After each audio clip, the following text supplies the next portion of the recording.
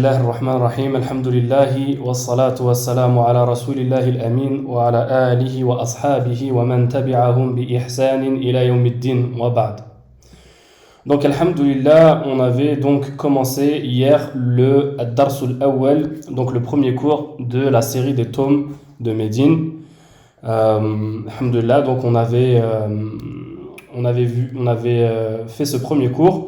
Et donc on était arrivé donc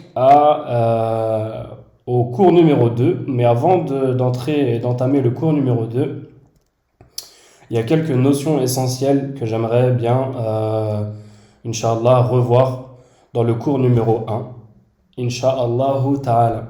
Donc déjà j'ai partagé ce PDF, d'accord, dans le groupe sur WhatsApp, qui est également disponible sur le site maintenant. D'accord? Et donc ici, vous avez un petit peu un récapitulatif du Dars. Et donc je vais envoyer ça tous les jours, Inch'Allah, afin que vous ayez un récapitulatif visuel disponible en PDF que vous pouvez consulter, Inch'Allah, sur votre téléphone ou depuis votre ordinateur. Et donc ici, pour revenir un petit peu sur le Dars d'hier, on avait vu donc Hada. Et donc, on avait vu que hada voulait dire ceci, d'accord? Donc, si vous voulez, en langue arabe, hada, c'est ce que l'on appelle un ismu ishara. Ismu ishara, c'est ce qu'on peut traduire en français par un nom démonstratif. Donc, si vous voulez, c'est un outil par lequel on démontre ou alors on montre quelque chose, d'accord? Donc, hada kitabun, par exemple, ceci est un livre. D'accord? Donc on montre un livre. Hada kursiyun, ceci est une chaise, donc on montre une chaise. D'accord? Hada masjidun, ceci est une mosquée, on montre une mosquée. Taïb. Il existe plusieurs types de ismu ishara, plusieurs types de noms démonstratifs. D'accord? On va les voir, Inch'Allah, avec le temps, Inch'Allah, en avançant, Inch'Allah, dans le livre.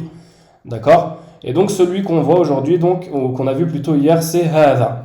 Hada, donc on l'utilise pour désigner une personne, un animal, une chose. D'accord? Donc se désigner, la chose donc qui est désignée, donc par exemple quand je dis hada baytun, donc le mot baytun ici, c'est ce que l'on appelle al-musharu ilayhi. Donc ici je rentre un petit peu plus dans des termes un petit peu plus compliqués grammaticaux. Donc des termes de grammaire qui sont un petit peu plus compliqués, mais rien ne vous empêche à vous, par exemple si vous commencez la langue arabe et que vous commencez les livres de Médine, si vous pouvez vous mettre en mute, barakallahu fikum, les participants, jazakumullahu khair. Et je vois que j'ai un message dans le chat, voilà. Donc je disais donc, je ne sais plus où j'en étais, mais donc le mot baytun par exemple ici, ce sera al-musharu ilay. Donc voilà, je disais que si vous commencez dans la langue arabe et que tous ces petits termes de grammaire sont un petit peu difficiles pour vous, il ne faut pas que ça vous repousse et que vous vous dites subhanallah, ça y est, c'est fini, je suis complètement perdu, on parle de ismu ishara, de musharu ilay, c'est un petit peu trop difficile pour moi. Non, pas du tout. Prenez la chose comme elle vient, écrivez ces mots-là dans votre daftar, dans votre cahier, et rien ne vous empêche par la suite de refaire cette leçon une fois, deux fois, trois fois, jusqu'à ce que ça rentre bien, Inch'Allah, ou même carrément de finir le livre une fois et si vous voulez, de bien avoir internalisé le livre dans votre esprit, et rien ne vous empêche de le recommencer 6 mois plus tard ou 1 an après. Par exemple, moi j'ai commencé ce livre avec des frères et sœurs il y a à peu près maintenant 1 an et demi, 2 ans, d'accord, en cours 2019 il me semble. Et donc là, si vous voulez, les frères qui reviennent, qui sont, qui sont présents aujourd'hui de nouveau, je sais qu'il y a les frères et sœurs, quelques frères et sœurs qui étaient là au premier cours ou au premier livre, le refont aujourd'hui avec moi. Et ben, alhamdoulilah, c'est un tathbit, c'est-à-dire que c'est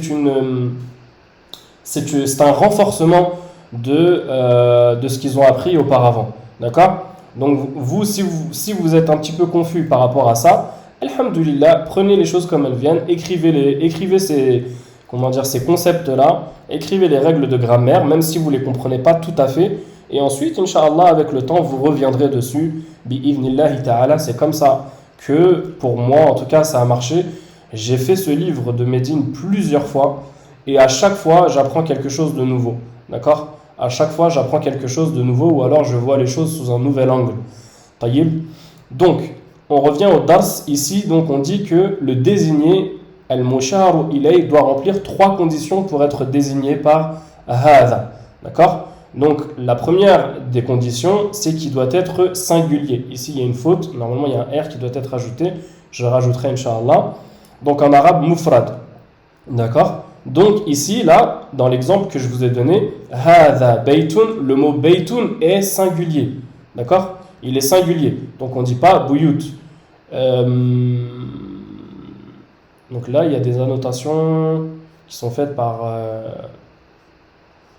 Alors, attendez. Voilà, ça c'est la première des choses. Et ensuite... voilà. Taïb, si vous pouvez ne pas... Comment dire, annoter sur le tableau, barakallahu fikum. Taïb, donc le mot baytoun est donc singulier. Donc c'est pas un mot au pluriel ni au duel. D'accord? Il doit être également masculin. Mudhakkarun. D'accord? Donc ici le mot baytoun en arabe, qui veut dire maison, est donc masculin. Et la troisième des conditions, c'est qu'il doit être qaribun, proche. D'accord? Hadha baytun. Taïb. Donc hadha c'est le ismu ishara. D'accord? Et baytun c'est al-musharu ilay, qui remplit donc les 3 conditions-là. Taïb, on verra après, Inch'Allah, si l'une de ces conditions change, comment est-ce que l'on adapte le ismu ishara. Le ismu ishara devra forcément changer. Taïb. Donc voilà, pour faire court un petit peu le dars d'hier. Alhamdulillah, c'était simple, mais là on est rentré un petit peu plus dans le détail de ce dars-là. Ensuite, dans la case d'à côté, on a al-kalimat al-jadida, c'est-à-dire les nouveaux mots. Les nouveaux mots que vous avez écrits sur votre petit carnet. Hier, je vous avais parlé de garder un petit carnet avec vous et de diviser en 2. Comme j'ai envoyé une petite photo sur le groupe WhatsApp, d'accord, que vous divisez en 2 tout simplement, et vous faites un côté français, un côté arabe, et vous écrivez le mot arabe et sa traduction en français de l'autre côté. Ça va vraiment beaucoup vous aider, Inch'Allah, à parler arabe. Vraiment à parler arabe, parce que en fait, ces mots-là que vous apprenez chaque jour, et je vous recommande d'avoir d'avoir un minimum de mots, d'avoir les mots que je vais vous donner chaque jour, de les apprendre et de vous y tenir. Vraiment, c'est ce qui va vraiment vous aider à lire et à communiquer en langue arabe. Bi'idhnillahi ta'ala. Je voudrais ajouter également une chose, c'est que moi, petit à petit, je vais commencer à parler en arabe dans mes cours. Donc là, je vous parle en français la plupart du temps. On est vraiment au début des durus, mais avec le temps, Inch'Allah, je vais introduire quelques mots arabes petit à petit, afin de vous habituer ou d'habituer votre oreille à la prononciation de la langue arabe. Taïb. Et enfin, je voulais terminer cette introduction avec le pourquoi, et vraiment nous motiver au pourquoi on apprend la langue arabe. D'accord? Donc les motivations peuvent être différentes. Il y en a qui l'apprennent vraiment dans un but dunyawi, c'est-à-dire un but mondain. Un but mondain, c'est-à-dire vraiment avoir une autre langue et pouvoir l'utiliser à titre professionnel, ou même lorsque l'on voyage dans un pays arabe. Taïb, alhamdulillah, il n'y a aucun souci par rapport à ça. D'autres ont d'autres motivations, et moi, c'est un petit peu le but pour lequel j'ai choisi de refaire ces cours pendant le mois de Ramadan. C'est donc à titre religieux. Taïb, on sait tous qu'Allah Azza wa Jal a descendu ou a révélé son livre, le dernier de ses livres, Al-Qur'an, donc en langue arabe. Et on sait donc l'importance de cette langue arabe. Omar ibn al-Khattab radiyallahu anhu a dit تعلموا العربية فإنها من دينكم أو كما قال radiyallahu anhu, il a donc dit: apprenez la langue arabe car elle fait partie de votre religion. Elle fait partie de votre religion. Et subhanallah, combien de fois Allah Azza wa Jal dit dans le Coran: la'allakum ta'qilun, que lorsque Allah Azza wa Jal parle de la langue arabe et nous incite à l'apprendre, il dit par la suite: peut-être ta'qilun, vous utiliserez votre aql, votre esprit. Cette langue arabe, subhanallah, et moi, à titre d'exemple parlant, depuis que j'ai appris, je ne suis pas du tout issu comment dire, d'un pays arabe, d'accord? Je suis un converti et je ne suis pas du tout issu d'un pays arabophone. Depuis que j'ai appris cette langue, subhanallah, et du peu que j'ai appris, et je remercie Allah Azza wa Jal pour cela, elle m'a vraiment, vraiment ouvert l'esprit, d'accord? Elle ouvre l'esprit et également, elle ouvre également l'accès à une bibliothèque qui est énorme. On connaît tous, comment dire, on sait tous que la plupart des livres islamiques sont écrits en langue arabe, bien qu'aujourd'hui l'anglais et l'ourdou, il y a beaucoup de livres qui sont écrits dans ces langues-là au niveau islamique, mais le marja', ou alors plutôt le fait de la source, est toujours en arabe, d'accord? Donc les hadiths du prophète sallallahu alayhi wa sallam, et avant cela le Coran, et les nombreux livres qui ont été écrits par les savants de l'islam, al-ulama, sont donc écrits de façon générale en langue arabe, d'accord? Donc celui qui veut et qui a un minimum de, comment dire, de ribta, de jalousie pour sa personne, et qui veut avancer dans sa religion, dans son din,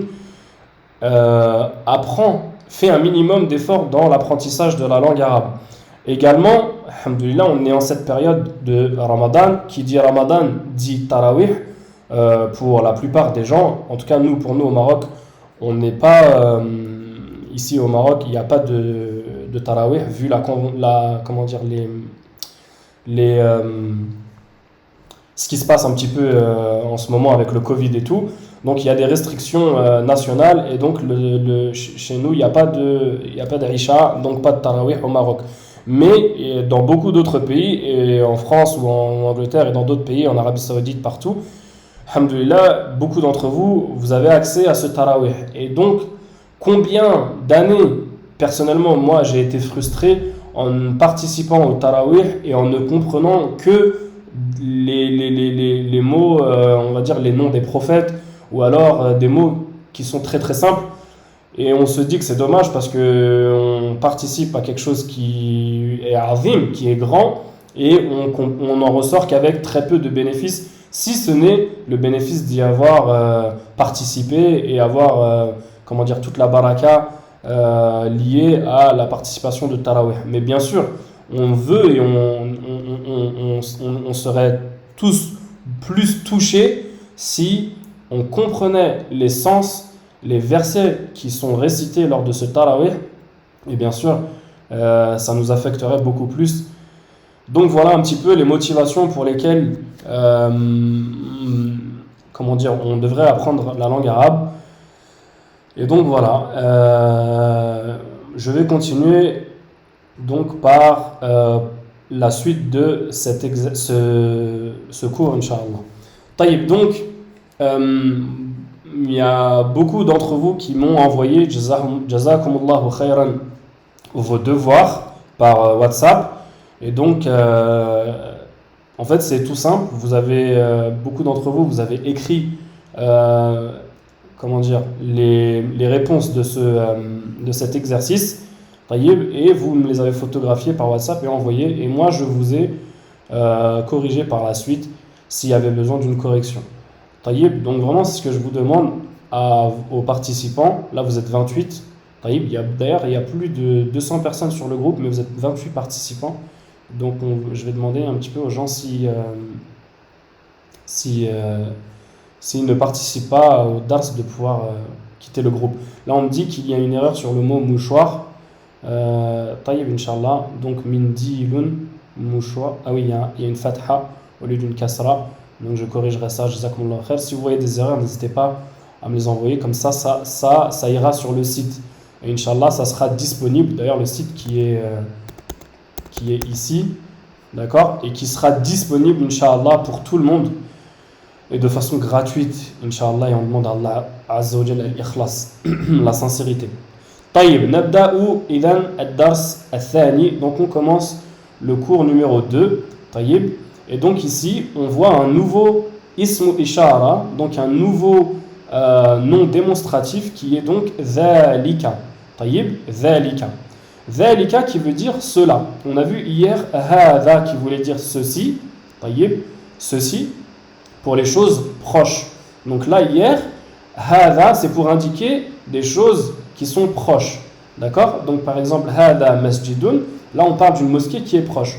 Mais si l'on utilise dhalika, donc dhalika qui veut dire cela, c'est pour désigner des choses lointaines, d'accord? Des choses qui sont un petit peu plus loin que hada. Tayyib. Donc ici par exemple ma dhalika, qu'est-ce que cela? Dhalika najmun, cela est une étoile, d'accord? Donc faites la différence entre hada qui veut dire ceci, ou qui est pour désigner les choses proches, et dhalika pour désigner les choses lointaines.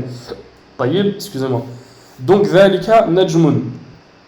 Ensuite, on a hadha masjidun wa dhalika baytun. Donc ceci est une mosquée et cela est une maison. D'accord? Donc là, la mosquée, en l'occurrence, elle est plus proche que la maison. Tayyib. Hadha hisanun wa dhalika himarun. Donc ceci est un cheval, hisanun, wa dhalika himarun, et cela est un âne. Tayyib. Encore une fois, ici, il y a la notion de distance qui entre en jeu. Adhalika kalbun, est-ce que ceci est un chien? La, dhalika qittun, non, cela est un chat. Est-ce que cela est un chien? Non, cela est un chat. D'accord? Tayyib. Est-ce que c'est le alif là, lorsque l'on met le alif devant une phrase interrogative, donc ça veut dire est-ce que. Adhalika kalbun, est-ce que cela est un chien? Non, cela est un chat. Ma dhalika, qu'est-ce que cela? Dhalika sarirun, cela est un lit. Tayyib, un lit. Tayyib. Tayyib.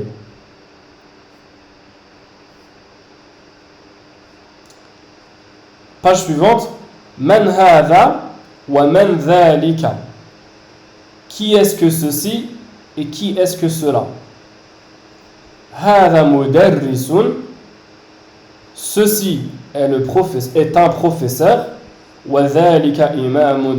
Et cela, et celui-ci là-bas est un imam. Est un imam. D'accord? Imamun. Tayyib. Je voulais faire une petite parenthèse, ouvrir une petite parenthèse par rapport à man et à ma. Hier, on a vu que ma, c'était pour désigner... plutôt, hier, on a vu que ma, ça voulait dire qu'est-ce que. D'accord? Et que man voulait dire qui. D'accord? Qui. Donc, il y a une différence entre ma et man, et la différence, en fait, ici, ma, c'est pour désigner, comment dire, un objet ou alors quelque chose qui n'est pas doué de raison. D'accord? C'est quelque chose qui n'est pas doué de raison. On appelle donc cela un ismu istifham. Ismu istifham, je le rajouterai également dans le cours de ce soir, bismillah, dans le PDF. Ismu istifham. D'accord? Ismu istifham, donc qui est un nom interrogatif, tayyib, mais pour désigner quelque chose de ghayru aqil, c'est-à-dire qui n'a pas de raison. Donc là, ici, en l'occurrence, une pierre, ça n'a pas de raison. Donc on dit ma dhalika. D'accord? Un téléphone, par exemple, ça n'a pas de raison. Un lit, ça n'a pas de raison. Une mosquée, ça n'a pas de raison. D'accord? C'est ghayru aqil. On dit d'un objet qui n'a pas de raison qu'il est ghayru aqil. Les animaux rentrent dans ce cas de figure. Donc les animaux sont ghayru aqil. Tayyib. Donc un animal, on utilisera donc ma ici. On n'utilisera donc pas man. Tayyib. Man ici est un ismu istifham, donc c'est un nom interrogatif. comme ma, mais pour les doués de raison. D'accord? Donc pour les aqil. D'accord? Donc ici, en l'occurrence, les êtres humains. Par exemple, les êtres humains sont doués de raison. Donc ici, al-mudarris est un être humain, on dira man. D'accord? Pour un imam, on dira man. Pour une petite fille, on dira man. Pour un petit garçon, pour un cheikh, une personne âgée ou même un nourrisson, peu importe, pour un être humain, on dira man. On utilise aussi man pour les anges. Les anges, on dit man aussi, ils sont doués de raison. Et pour tout ce qui est doué de raison de façon générale. Taïeb, on continue donc. Ma dhalika, qu'est-ce que cela? Dhalika hajarun. Cela est une pierre. Hajarun. Taïeb. Donc là, je reviens encore sur le fait que certains mots en français sont féminins et d'autres masculins, mais ce n'est pas forcément le cas pour la langue arabe. Taïeb, c'est pas parce que le mot pierre en français est féminin, on dit une pierre, qu'en arabe il va être forcément féminin. C'est pas une règle que l'on applique au niveau international. Taïeb. Donc ça, il faut vraiment ouvrir votre esprit par rapport à ça, et que le mot hajarun ici c'est un mot masculin. Taïeb. On pourrait dire aussi caillou si ça vous pose problème. Donc dhalika hajarun, ceci est une pierre. Taïeb. Hadha sukkarun wa dhalika labanun. Donc là il y a encore une fois la notion de distance. Hadha sukkarun, ceci est du sucre, wa dhalika labanun, et cela est du miel. Du lait. Pardonnez-moi. Wa dhalika labanun, donc cela est du lait, le lait. Taïb. Voilà, taïb. Donc ici, iqra waktub, ici tamarin, tamrin, donc exercice, iqra waktub, lis et écris. D'accord? Lis et écris. Donc ça, c'est des exercices que vous ferez, Inch'Allah, à la maison. Taïb. Donc il y a 4 phrases, il faut simplement les lire et les écrire. Et là, alhamdoulilah, comme on a un petit peu plus de temps que hier, eh bien, j'aimerais que l'un d'entre vous prenne la parole et lise ces 4 phrases-là, Inch'Allah, les 4 d'un coup. Et par contre, pour l'écriture, vous le ferez à la maison, Inch'Allah. Taïb. Donc si quelqu'un peut prendre la parole parmi les participants, Jazakumullahu khair, levez la main ou prenez le micro directement.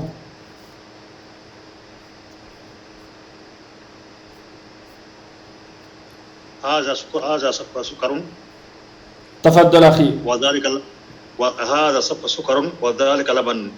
نعم. Ici. ذلك قط لا ذلك كلب.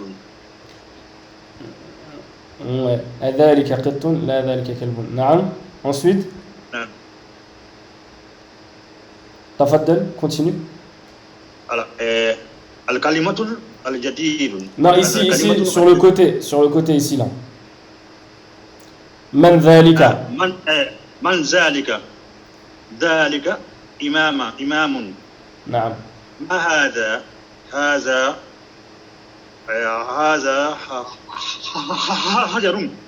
حجر. نعم. جزاك الله خير. بارك الله فيك أخي.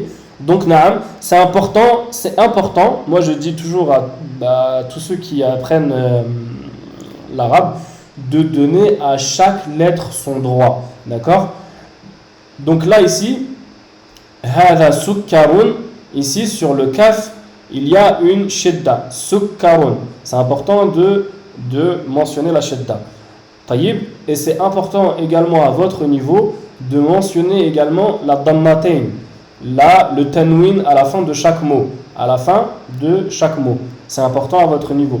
Après, Inch'Allah, lorsque vous aurez, ou alors même pas en dehors de mes cours, ou alors lorsque vous aurez atteint un niveau, Inch'Allah, qui vous le permettra, vous pourrez très très bien, par exemple à l'oral, utiliser ces mots-là sans tanwin. De façon générale, lorsque l'on parle dans les pays arabes, en arabe, on n'utilise pas la tanwin. La tanwin, c'est plus pour ceux qui apprennent l'arabe ou alors les enfants. Taïb. Mais là, nous, on est vraiment en mode apprentissage et c'est important pour moi que vous mentionnez vraiment la terminaison de chaque mot à l'oral comme à l'écrit. Donc quand vous faites vos devoirs, ça j'en ai repris plusieurs aujourd'hui, c'est de mettre les accents sur vos mots, d'accord? De mettre les accents sur les mots. Taïeb, ça c'est important. Et moi, ça me permet à moi également de comprendre et de voir que vous avez bien compris et bien assimilé la chose, surtout lorsque l'on rentrera un petit peu plus tard dans l'analyse grammaticale, dans l'arabe et dans la déclinaison des mots. Taïeb. Donc, hada sukkaru. Mutez, barakallahu fikum. Mutez vos micros, jazakumullah khair. Hada sukkarun wa dhalika labanun. Ceci est du sucre et cela est du lait. Ensuite, la deuxième phrase, elle était ici. C'est important également pour vous d'apprendre les chiffres arabes. 1, 2, 3, 4. Taïb. Man dhalika. Qui est cela? Dhalika imamun. Adhalika qittun. Avec une shidda sur le qaf. Adhalika qittun. Est-ce que cela est un chat? La dhalika kalbun. Non, cela est un chien. Ensuite, al-jumlatur rabi'a, donc la quatrième phrase, ma hadha, qui est ceci? Hadha, ou alors qu'est-ce que ceci plutôt? Ma hadha, qu'est-ce que ceci? Hadha hajarun, ceci est une pierre. Taïb. Donc ensuite vous avez 4 nouveaux mots qui ont été ajoutés à votre liste de vocabulaire. Taïb. Donc on a commencé avec un petit peu plus de mots, mais là, alhamdulillah, donc l'auteur de ce livre a été stratégique et a donc fait sa deuxième leçon avec un petit peu de mots pour vous permettre de rattraper si vous avez un quelconque retard. Imamun, qui est l'imam, hajarun, qui est la pierre, sukkarun, qui est donc le sucre, labanun, qui est le lait. D'accord? Le lait. Taïb. Voilà. Est-ce que Bismillah. Je ne vais pas entamer le cours numéro 3 aujourd'hui. Je ne vais pas entamer le cours numéro 3. Je vais plutôt laisser place aux questions. Si vous avez des questions par rapport à ce qu'on a fait déjà dans le cours numéro 1 et 2. Est-ce que vous avez des questions par rapport au cours numéro 1 et 2? Jazakumullahu khair. Si vous avez des questions. Naam. Sheikh, imamun. Ça autre signification? Imama. Par exemple, imama. Al-imama veut dire comment expliquer ce mot en français? Al-imama veut dire celui qui prend les devants. Celui qui prend les devants ou alors celui qui a la position de l'imam. Taïb, celui qui a la position de l'imam. D'accord? Al-imama, al-imamatu. On dit al-imamatu en arabe. Imamun, qui veut dire donc imam, vient du mot amam. Et amam veut dire devant. Amamu veut dire devant. Taïb. Voilà pourquoi le mot imam, c'est souvent celui qui est devant à la mosquée, donc c'est l'imam. Taïb. Voilà pourquoi, voilà d'où vient ce mot-là, imamun. Taïb. Est-ce que j'ai répondu à ta question? Voilà, aussi vous avez dit la différence entre man et ma. Et man, c'est pour la personne. Et ma. Voilà. Ma, c'est pour ceux qui ne sont pas doués de raison, c'est-à-dire les objets. C'est pour les objets. Taïb. Donc man, je vous l'expliquerai ça, je vous l'écrirai ce soir, Inch'Allah, dans le PDF. Man, c'est ce qu'on appelle un ismu istifham, donc un nom interrogatif pour les doués de raison. D'accord? Et ma hadha, c'est un ismu istifham, pareil, donc un nom interrogatif pour les non doués de raison, donc pour les ghayru aqil. On dit en arabe ghayru aqil. Taïb.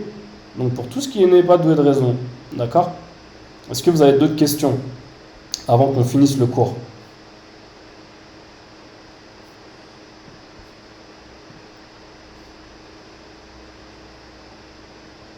Non, il n'y a pas de problème.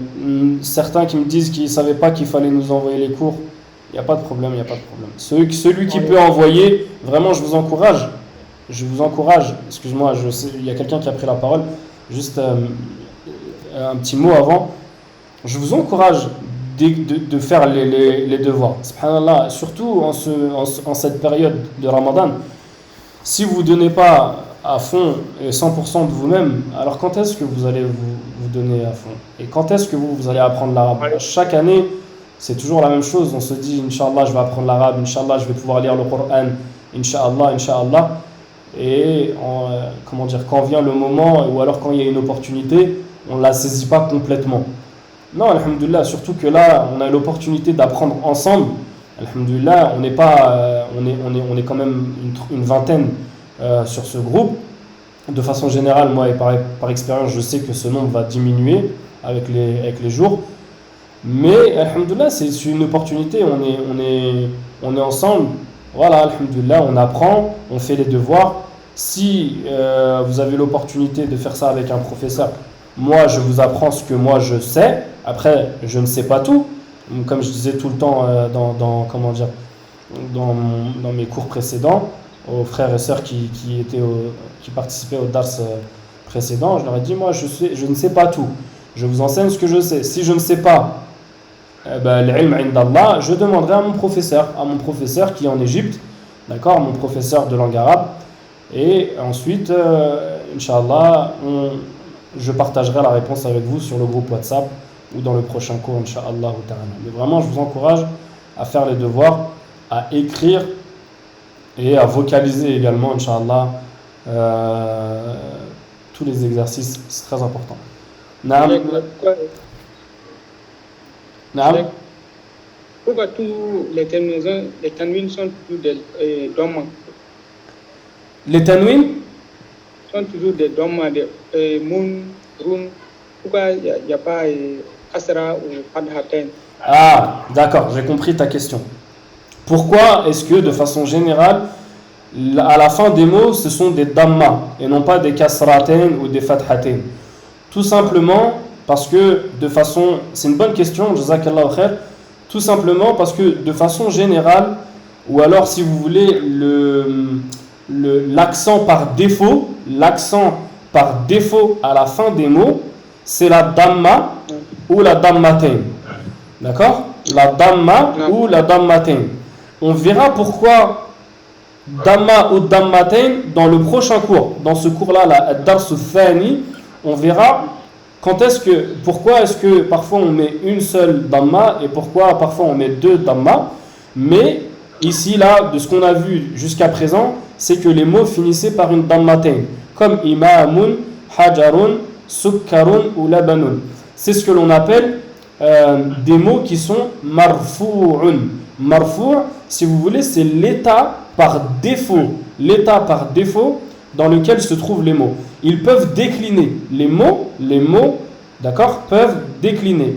Les mots peuvent décliner en dhamma, en kasra ou en fatha, d'accord? En dhamma, donc ça s'appelle marfu'un. En fatha, ça s'appelle mansoubun. Et en kasra, c'est majrurun. Mais je vous écrirai ça et Inch'Allah, on verra ça plus amplement en détail lorsque l'on, Inch'Allah, continuera ces cours. Mais c'est une bonne question et je trouve que c'est le bon moment d'en parler. C'est le bon moment d'en parler vraiment au début, de savoir qu'il y a des mots, que les mots en langue arabe viennent par défaut avec la dhamma. D'accord? Ça, c'est important de le souligner. Jazakallahu khair. Est-ce qu'il y a d'autres questions avant qu'on finisse le cours là?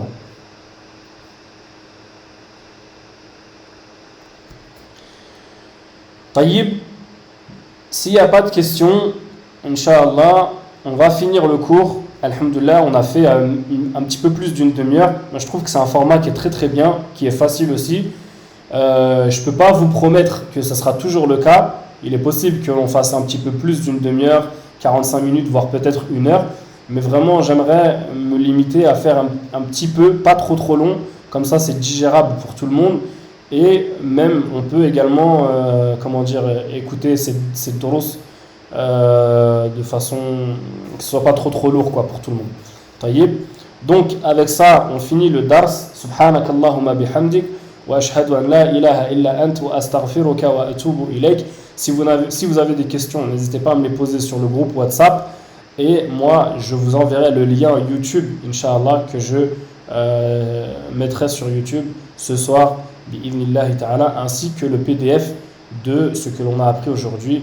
Barakallahu fikum, ahsanallahu ilaykum, wa ila al-ghad, Inch'Allah, à demain. Assalamu alaikum wa rahmatullahi wa